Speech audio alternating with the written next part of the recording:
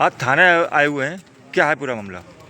यहाँ पे हमारा कार्यकर्ता है महेश तिवारी, तो उसके साथ विनोद पाल नाम का कोई भूमाफिया है जो ज़मीन का काम करता है।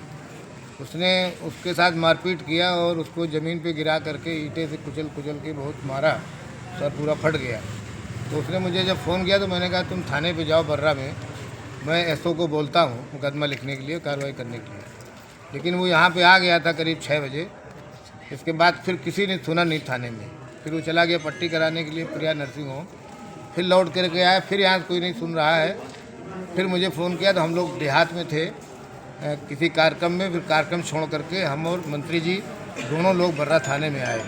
इस बीच में हमने कई बार जो है सीपी साहब को भी फ़ोन लगाया, डीसीपी को फ़ोन लगाया, और इसके बाद फिर जब किसी ने नहीं सुना तो मैंने सीपी साहब के जो पीआरओ हैं उनको बोला कि आप बता दो कि हम लोग मंत्री जी और हम लोग थाने पे जा रहे हैं, तो वहाँ पर वो बोल दें उनको जिससे कि कार्रवाई हो जाए।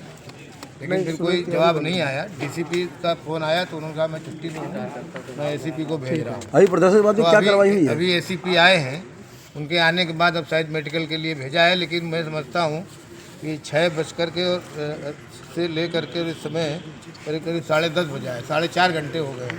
और इतनी देर में तो इतना खून बह गया, अगर उसका इलाज ना ये लोग कराए होते पहले प्रिया नर्सिंग होम ले जा करके, तो अब मर भी सकता था। तो इतना केयरलेसली पुलिस काम कर रही है। ये कानपुर नगर की पुलिसिंग व्यवस्था बहुत ज़्यादा ध्वस्त है।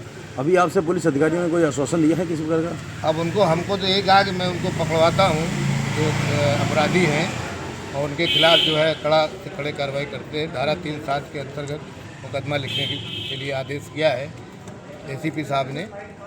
और अभी माननीय मंत्री जी ने भी बात किया ऊपर अधिकारियों से, तो अब कार्रवाई हो रही है। लेकिन मेरा कहना इतना है कि थाने चौकी इसीलिए बने हैं कि किसी के साथ अन्याय हो तो तुरंत उसको न्याय मिलना चाहिए। अच्छा, पुलिस प्रशासन, लेकिन अगर पुलिस प्रशासन कार्रवाई नहीं करती है और अपराधियों के साथ मिल जाती है तो फिर जंगल राज कायम हो जाता है। तो मैं समझता हूँ कि ये उसी तरह से पुलिसिंग हो रही जैसे समाजवादी पार्टी के टाइम पे एक व्यवस्था थी कि पुलिस अपराधियों से मिली रहती थी और एक आदमी जो है ज़बरदस्ती पीटा जाता था, मारा जाता था। तो अभी कुछ लोग हैं ऐसे जिनको सुधारना बाकी है। तो मैं तो यही कहूँगा बड़े अधिकारियों से कि थाने की जिम्मेदारी सोच समझ के दें और जो काबिल हों उनको दें।